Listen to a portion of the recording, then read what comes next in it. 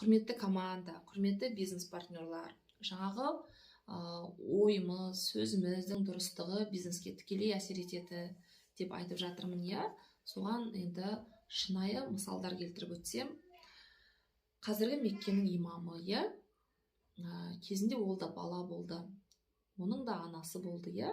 Сонда білесіздер ма, анасы жаңағы енді бала болғаннан кейін бұзықтық жасамайтын бала жоқ, иә. Бұзықтық жасайды, тентектік жасайды, иә. Қазірде де мысалға бізде ашуланып, бала шағамызға ұрсып қойып жатамыз, иә.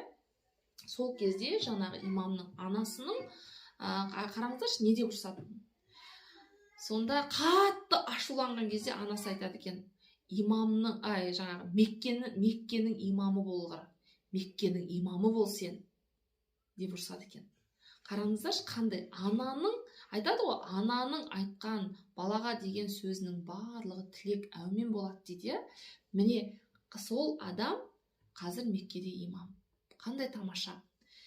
Ол дегеніңіз, айтайын дегенмен де, біз әрине ана болғаннан кейін бізге де жаңағы жетпегір, ақымақсың деп жаңағы бір сөздер айтып қойып жатамыз, иә. Сондықтан да әуелі біздің сөзімізге байланысты екен көп нәрсе. Сондықтан да Құдай тілеуіңді бергір, Құдай тілеуіңді берсін сенің, жолың болғыр, жолың болсын деп жаңағы қатты ашулансаңыз да акцентті сол сөзге қойып айтатын болсақ, ол енді нұр үстіне нұр болады екен. Ол да бір өзінше, міне көрдіңіздер ме, дұрыс сөйлеу екен. Келесі, дұрыс ойлау, дұрыс сөйлеу дегенге тағы бір мысал келтірсем, енді ондай мысалдар мен сіздерге айтайын өте көп, бірақ менің жүрегіме қатты сіңген, маған әсер еткен мысал жаңағы имам айтатыным, иә. Және де Майк Тайсон. Майкл Джексонда қалмаңыздар, Майк Тайсон. Бәріміз білеміз, иә, әлемдік деңгейде мықты боксер, барлығын жаңағы Майк Тайсон немен есте қалады? 3-ші раундқа дейін жеткізбей, барлығын жаңағы бірден нокаутқа түсіреді екен. Яғни барлығын сол жерде соңғы раундтарға жеткізбей, досрочно раундтарды аяқтайтын ең мықты боксер. Сол Майк Тайсон 1990 жылы 11 февральда Токиода үлкен жаңағы бокс болмақшы болады. Яғни ол енді небір мықты чемпиондармен бокстасады ғой енді негізінде, иә. Сол жолы Джеймс Бастер Дуглас деген боксермен жаңағы оның қарсыласы сол болмақшы болады. Сол кезде Майк Тайсон күліпті. Ой, Дуглас деген маған не, ол түкте әңгіме емес, мен одан да небір мықтыларды бір ұрғаннан ақ жаңағы ұстап түсірген мықтымын. Сондықтан да мен тіпті мынау бойды, бүйтіп бір бой дейді ғой, поединокты мен тіпті қаперіме де алғым келмейді деп, тіпті дайындалмай қойыпты соған. Сенесіздер ма? Сонда жаңағы 3 аптаға жақында, жалпы мынау жаңағы Джеймс Бастер Дугластың шешесі бұл бойға қарсы болған екен. Енді ол да біледі ғой, әлемді дүр сілкіндіріп тұрған мықтының мықтысы ол Майк Тайсон екен біле отырып, баласының онымен қарсы шыққанын қаламайды, бас тартуын сұрайды, бірақ баласы енді ол да бір намыстанады ғой енді. Сол кезде жаңағы 3 апта қалған кезде 49 жасында Джеймс Бастер Дугластың шешесі дүние салады, яғни қайтыс болады. Сонда ең соңғы сөзінде жатқан кезінде ты должен побить Майк Тайсона, ты побьешь деп солай қайтыс болған екен. Сонда сол бір анасы үшін енді баласына қиын болады ғой, анасының сөздері баланың құлағында қалып қалады.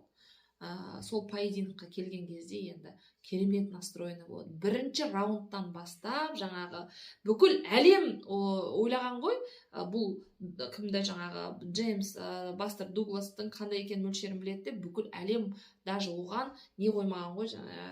Енді білесіздер, бой болған кезде, поединок болған кезде міндетті түрде жаңағы ставка қойылады, ақша салынады, иә. Токио елінде болғанның өзі сол екен ғой, ешкім ставка қоймаған ғой. Сол себепті Токио елінде болыпты бұл бой. Сонда жаңағы бірінші раундта ана Бастердің шабуылдағанын көргенде бәрі таң қалған ғой. Сонымен жаңағы 10-ші раундқа дейін барады. 10-ші раундта құлатады Бастер Майк Тайсонды. Қараңыздаршы, қандай керемет, бүкіл әлем шок болады ғой. бүкіл әлем. Сонда айтады ғой, менің анамның айтқан сөздері үшін менің миымда адамның подсознаниясы қандай жұмыс жасап тұр, мен міндетті түрде жетістікке жетуім керек. Енді ол қараңыздаршы, жай ғана бір сөздің өзі, Майк Тайсонмен шыққалы тұрмын деген ойдың өзі адамның күшін, жаңа жігерін құм ету керек қой негізі. Мен қолымнан келмейді, вы что, ол сам Майк Тайсон деген. Сіздер алла қаласа қазір нетсем, мен ютубтан бұл бой туралы сіздерге видеосын жіберетін боламын. Өздеріңізде қарасаңыздар, сіздер де шок боласыздар. Сондықтан бұл нәрсе ешқандай да ойдан шығарылған дүние емес. Жаңа өткенде де басында да айттым, мен 15 жыл бұрын жалпы подсознание может все деген кітапты оқыған кезде мен өзіме бір жаңағы бойыма қанат біткендей, неге ана адам жасап жатқанда мен жасай алмаймын, менің де қолымнан келеді емес пе? Бұл айтады ғой, жүріп өткен жол, бұл жолдан уже адамдар өткен, неге сол жолмен мен жүре алмаймын деп, мен алдыма мықты мақсат қойып, осындай енді шыны керек үлкен мектептен өте отырып жетістікке жеткен адамның бірімін. Сондықтан да сіздерге айтамын, ой тазалығы, күштілігі, қолымнан келеді деген күш қуат сіздерде болу керек міндетті түрде. Ол болмаса сіздер жетістікке жете алмайсыздар.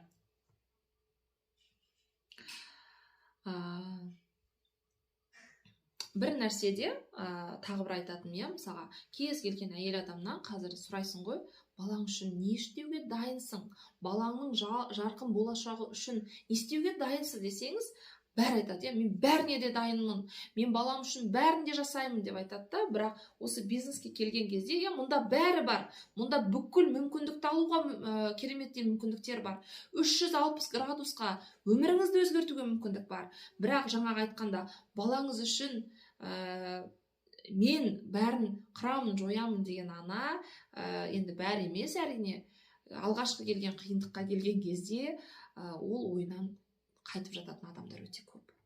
Міне сондықтан да барлығы жетістікке жете бермейді. Дегенмен де біз қашанда сіздердің баршаларыңызға, мен міне бәрлеріңізге бірдей айтамын, бірдей сөйлеймін, бірдей мүмкіндіктерді көрсетемін, бірақ алу алмау сізге байланысты. Ол тікелей сізге байланысты нәрсе.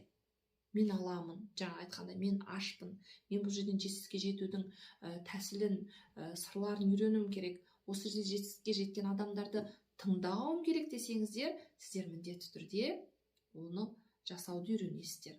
Қолдарыңыздан келетін болады.